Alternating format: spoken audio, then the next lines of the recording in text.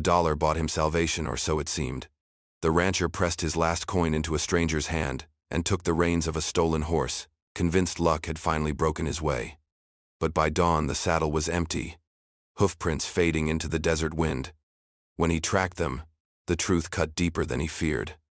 In the half-light stood the horse's rightful master, an Apache woman, fierce, unyielding, her beauty carrying the danger of a drawn blade. From that instant, his path bent toward shadows he could not escape. What began as a bargain too good to question would unravel into secrets, betrayal, and a love forbidden by the very land beneath their feet. Don't forget to like this video and subscribe to the channel so you never miss a ride into the Old West. The town crouched under the weight of the desert sun, a place forgotten by the world, where boards creaked in the wind and windows sagged like the eyes of men who had seen too much. And into this skeletal remnant of life rode Caleb Thorne, his body bent from hunger, his pockets empty save for a single silver coin worn thin at the edges. He had lost cattle to drought, fields to dust,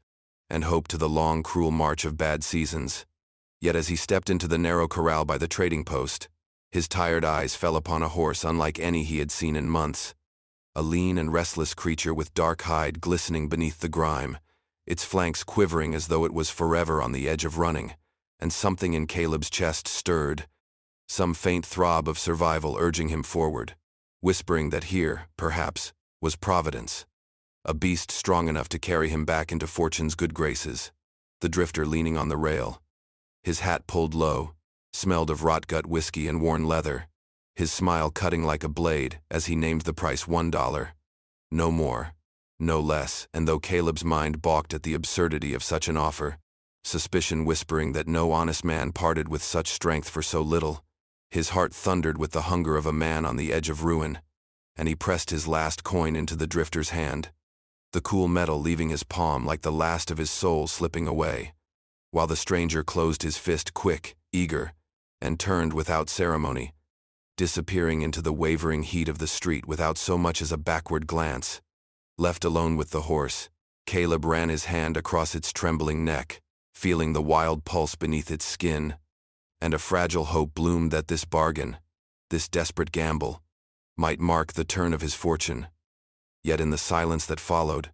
unease coiled in his gut like a snake,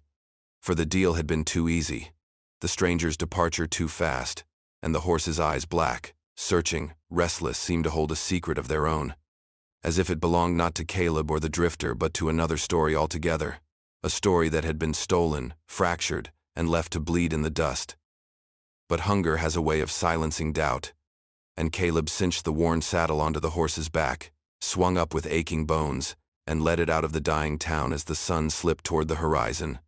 casting the world in long shadows that stretched across the ground like bars of a cage, each hoofbeat echoing against the hollow buildings, a rhythm that seemed less a promise of salvation and more a warning of debts yet unpaid. Though Caleb, blinded by his need for hope, rode on into the gathering dusk, never once looking back to see the drifter vanish as though he had never been, never hearing the faint laughter that drifted on the wind, the laughter of fate tightening its noose around a man who believed he had just bought his freedom for a single silver coin. Dawn crept over the desert like a thief, bleeding pale light into the crooked rafters of Caleb's shack, and when his eyes opened, he felt at once the stillness, the wrongness, a silence too deep for mourning, and as he stepped outside, boots sinking into the cool dirt, his gut tightened with dread. The corral, little more than split posts hammered into weary earth, stood empty, the rope hanging loose,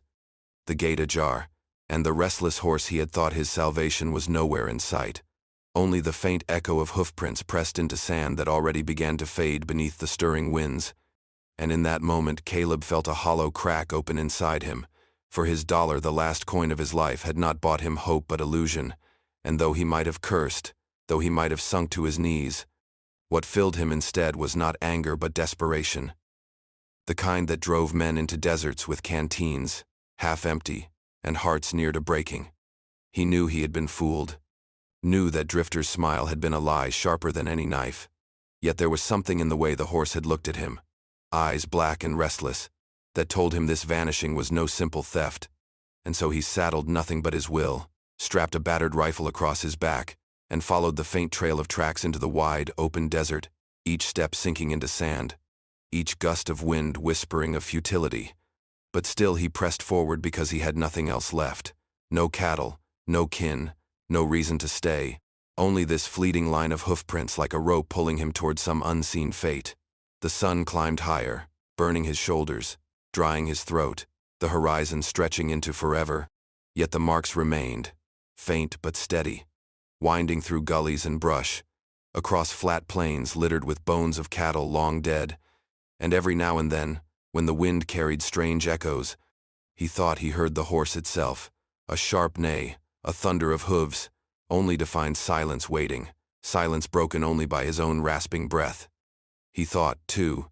of what might lie at the end of such a trail, outlaws who had sold him lies, Apaches who might see him as trespasser, death in the form of thirst or bullet, but turning back never crossed his mind.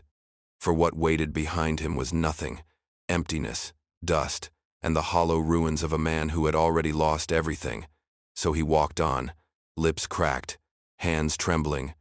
the rifle heavy across his back, each step both punishment and prayer. Until at last, as the sun began to tilt toward its descent, the hoofprints led him into the mouth of a canyon, shadows pooling deep between its walls, and there he paused, breath ragged, heart pounding with a dread he could not name, because the desert had carried him here not for salvation but for revelation, and though he did not yet see it,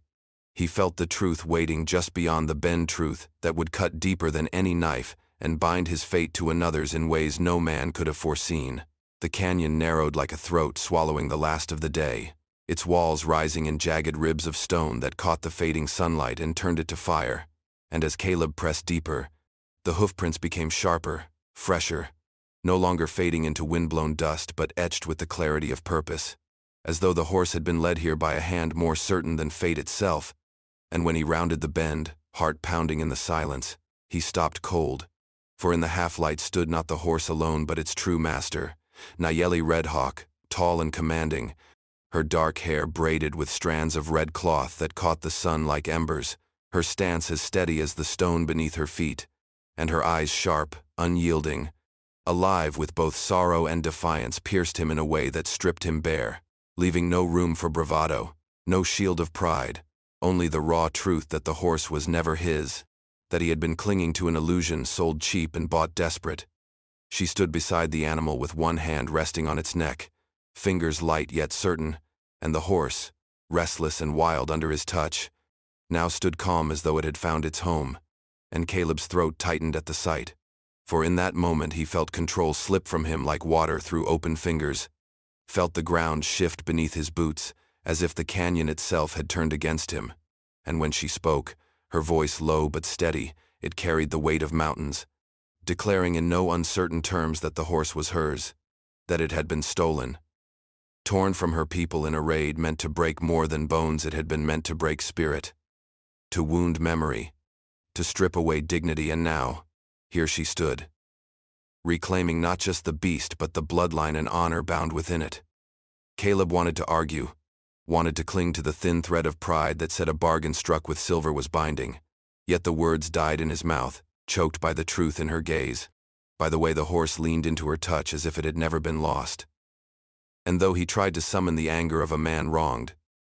what filled him instead was a strange and dangerous awe, for she was not the enemy the world had painted,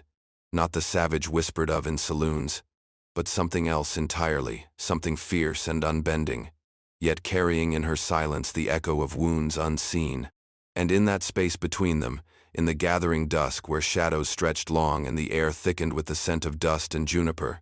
Caleb felt the first thread of fate twist itself tight around his throat, binding him to a story he had not chosen,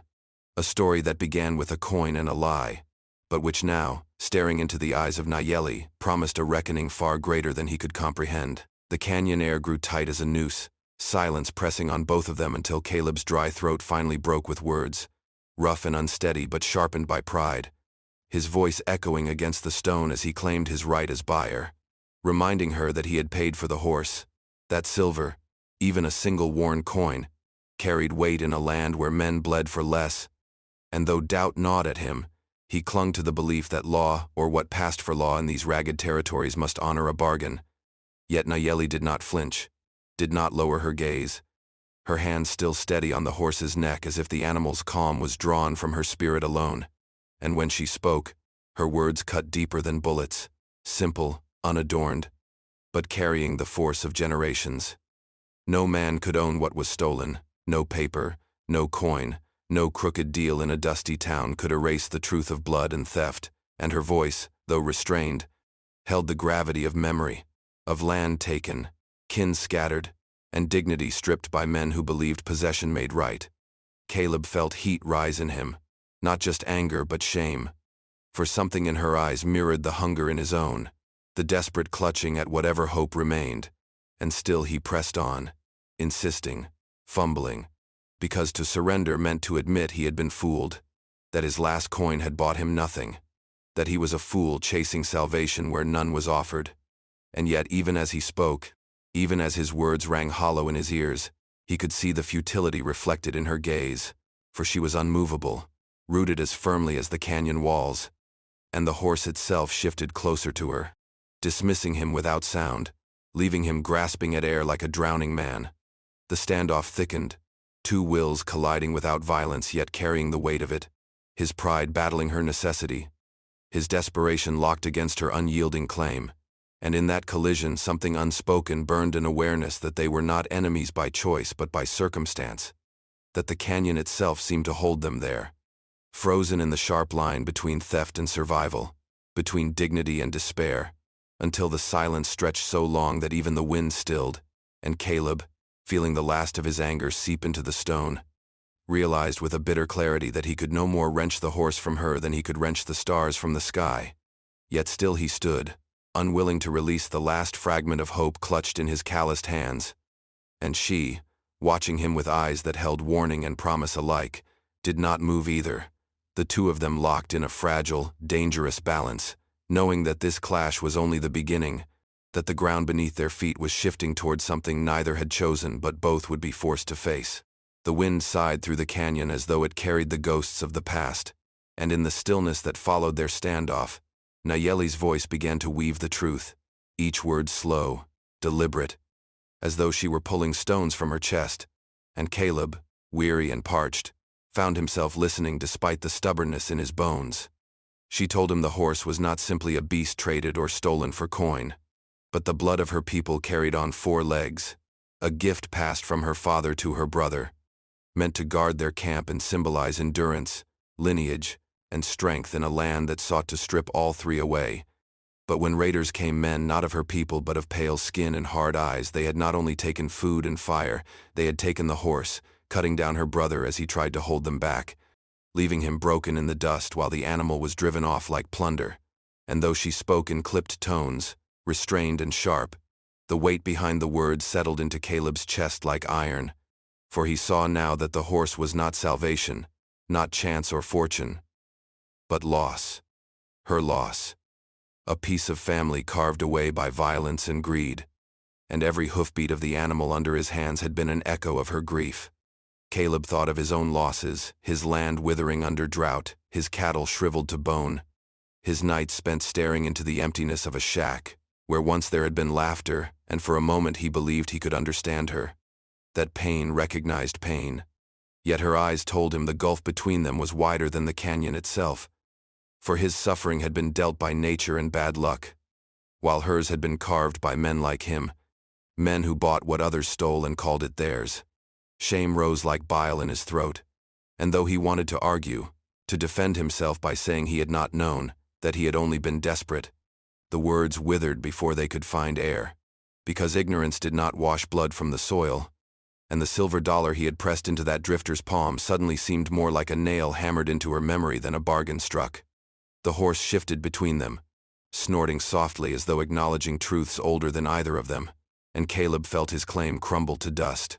For no law, no coin, no desperate hunger could outweigh the history bound into the animal's hide. And yet beneath the weight of guilt and shame there flickered something else,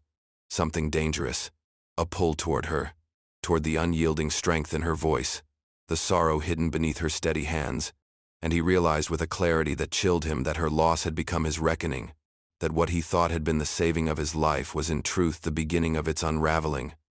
A story not of fortune gained, but of debts owed. Debts that could never be repaid in coin or cattle, but only in choices that would carve the rest of his days. The days that followed coiled tighter than a rattlesnake ready to strike. For though the canyon gave them cover and silence, the world beyond its walls was not blind. And soon the desert wind carried whispers into every saloon and trading post that an Apache girl was hiding near the old ranch lands, a girl tied to a horse of uncommon strength and spirit, and where whispers traveled, greed was never far behind. The settlers, worn by fear and prejudice, spoke her name like a curse, claiming she was the shadow behind every theft, the omen behind every failed harvest, while bounty hunters, lean men with rifles strapped across their backs and coin-burning holes in their pockets, began to circle like vultures, their boots stirring dust as they asked questions with eyes too sharp to be casual. And Caleb, hearing these rumors spill into town, felt his blood run cold, for in every word he heard the tightening of a noose around them both. He could have gone then, washed his hands of Nayeli and her horse, claimed ignorance and let the hunters drag her away, perhaps even sold her out for coin enough to keep his stomach full and his land breathing one season longer. But each time he thought of it, he saw her eyes, fierce and unyielding, saw the way her hands steadied the horse as though she was holding together not just an animal but the last thread of her people's dignity, and the thought of betraying that made his gut twist harder than hunger ever had. Yet still, the choice bore down on him with the weight of a mountain. His shack stood bare, his land near worthless, his neighbors muttering about loyalty to kin, and he knew that to shield her was to invite ruin upon himself. For no settler would welcome a man who sided with an Apache. No lawman would turn blind to a rancher protecting stolen blood. And worse still, the bounty hunters would not hesitate to put him in the dirt if it meant clearing their path. Nights became restless, his sleep broken by the sound of coyotes howling like lost souls, and in his dreams he saw fire licking at the edges of his land, saw faces of men he once called neighbors spitting at him as they drove him into the dust, and always, in the shadows, her gaze steady, questioning, as though daring him to choose which man he would be, the one who clung to survival at any cost, or the one who risked himself for something greater. Each dawn he woke with the decision gnawing at his bones, and each dusk the horse returned from grazing to stand by her side, their silhouettes drawn sharp against the dying sun, a picture of defiance that stirred something dangerous inside him, something like pride but threaded with fear. And he realized that the desert had placed him at a crossroad more treacherous than any he had walked before, a place where the wrong step meant ruin, but the right one, if he had the strength to take it, might bind him forever to a fate larger than his own survival. The first shots cracked against stone before dawn, sharp echoes that split the canyon air and drove home the truth that their fragile hiding place was no longer safe. And in that instant choice became necessity, Caleb throwing his few belongings into a saddlebag while Nayeli mounted the horse with practiced ease, her eyes scanning the ridges where bounty hunters crept like wolves in the half-light. And though he felt the pull of panic, the instinct to scatter and save himself, his boots found the stirrups, his hands gripped the reins, and together they rode hard into the desert, the thunder of hooves drowning the voices of pursuit. Dust rose behind them in angry clouds, but ahead the land stretched wide and merciless, broken only by gulches and dry riverbeds that offered no water and little cover. And in that grueling flight, silence lay heavy between them, a silence carved from distrust. Yet in its depths, something began to stir, a recognition born of shared danger. For he saw how she carried herself straight-backed, unflinching, her gaze always forward, her hand never far from the knife at her waist, and though her strength was guarded like a fortress, it spoke to him of survival, of battles fought within and without, and it matched the hunger in his own heart, the hunger not just for life but for meaning. Nights on the trail became a study in quiet endurance. The two of them crouched by small, smokeless fires, the desert wind rattling through mesquite branches while the horse stood watch like a sentinel. And though words passed sparingly, each carried weight when she told him of water hidden in cactus flesh, when he spoke of reading clouds for rain, when their eyes met in moments of silence stretched too long. An unspoken trust began to take root, fragile as the first green shoot in parched soil. Yet danger shadowed every mile, bounty hunters dogging their trail, settlers whispering lies that painted them both as outlaws, and even the land itself seemed an enemy. its heat baking their bones by day and its cold seeping into their marrow by night. And in those moments when exhaustion pressed hardest, when he thought he could go no further, he would catch sight of her moving ahead with steady determination, her silhouette against the firelight sharp and resolute. And something inside him tightened, not admiration alone, but the pull of a man who had walked too long alone and now found himself unwilling to step away from the strength of another. Still, neither spoke of trust aloud, neither dared to name the fragile alliance forming between them. For words could shatter what silence held together, and both knew that danger was never more than a day behind, perhaps even an hour. And so they rode on through shadowed valleys and across barren plains, two souls bound by necessity, carried forward by the rhythm of hooves and the thin thread of trust that flickered like a flame in the wind, always at risk of being snuffed out, yet burning all the same, a light both perilous and impossible to ignore. The desert night stretched wide and endless, the stars sharp as blades against a velvet sky.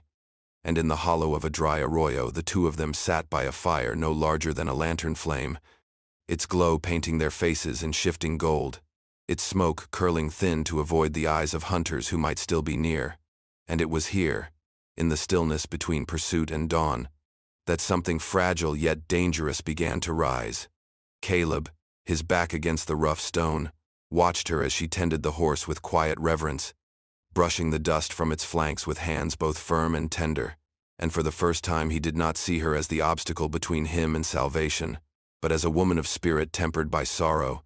her strength carved from wounds that ran deeper than words could tell. And he felt a heat stir in his chest that had nothing to do with the fire, a pull he could neither name nor push away. She, in turn, stole glances when she thought he would not notice, seeing in him not merely the fool who had bought what was never his to claim, not the thief of her people's memory, but a man hollowed by losses of his own, torn between survival and honor. His shoulders sagging with burdens that spoke a language. She recognized the language of those who have given too much to the land and received too little in return. Silence carried between them like a living thing, broken only by the crackle of firewood and the soft huff of the horse as it shifted nearby. But within that silence lay unspoken words, threads of confession and yearning, the kind that could not be spoken aloud without changing everything.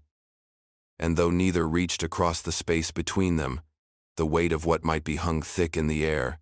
sparking like embers rising into the night,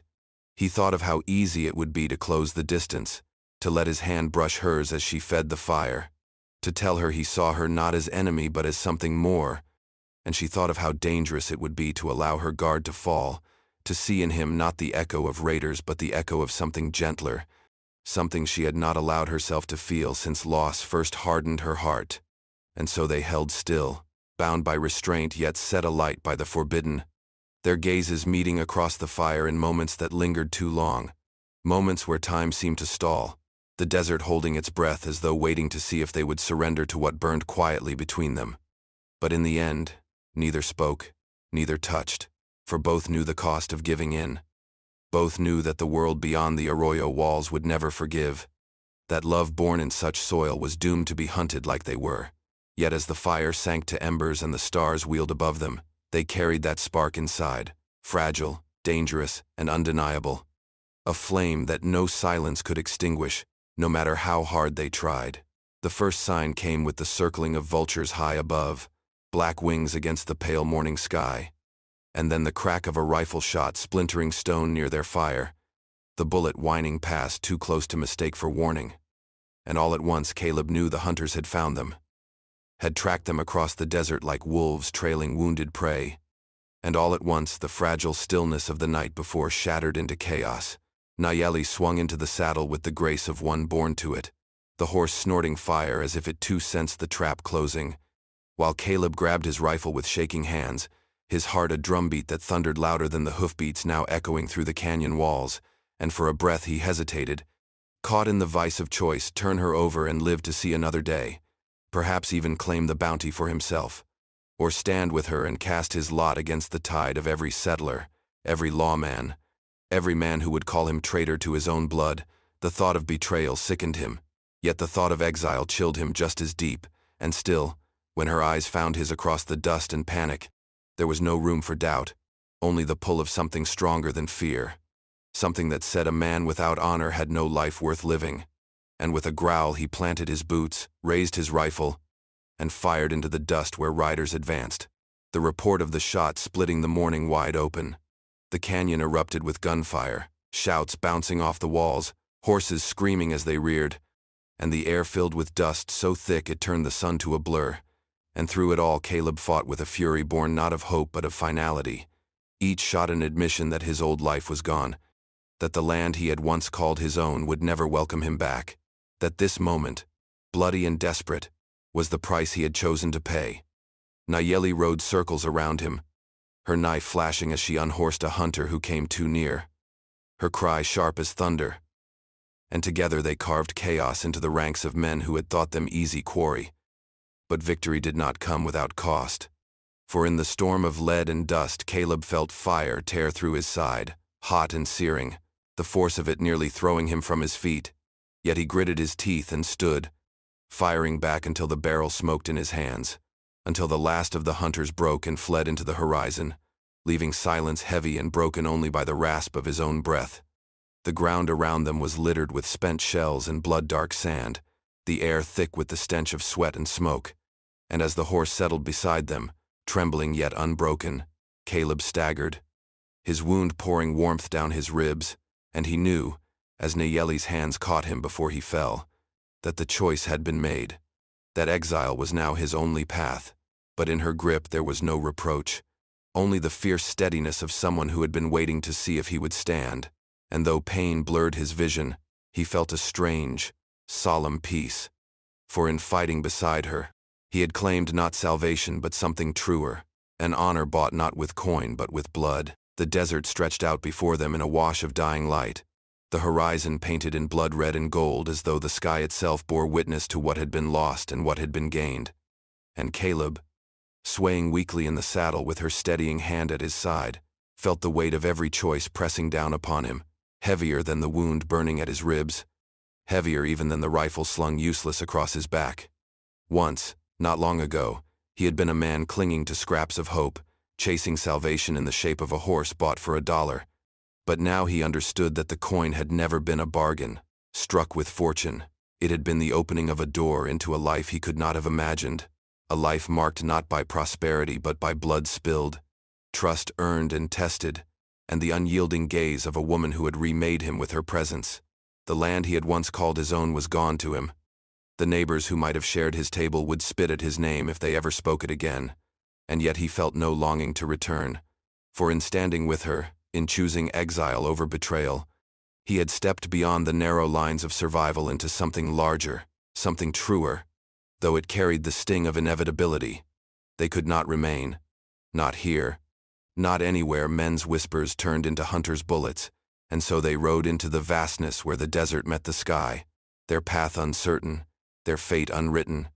And with each mile the silence between them carried more than mistrust now, carried a bond unspoken, fragile yet undeniable, forged in fire and sealed in loss. He thought of the drifter's grin, the silver dollar pressed so eagerly into his hand, and realized that moment had not been the start of salvation but the beginning of a reckoning. For the coin had bought him not a horse, not hope, but destiny, one etched in the dust and blood of this land, one forever bound to the memory of Nayeli, an Apache woman whose strength and sorrow had turned his world upside down, reshaped the man he thought he was into the man he was meant to be. Whether love would bloom in the open air between them or whether it would be smothered by the weight of the world they carried, he could not say. But as the sun dipped lower, casting long shadows across their trail, he knew that whatever lay ahead, he would not face it alone. And that was enough. A single dollar had set him on this path, but it was her presence, fierce, unyielding, unforgettable, that would guide him through the rest of his days.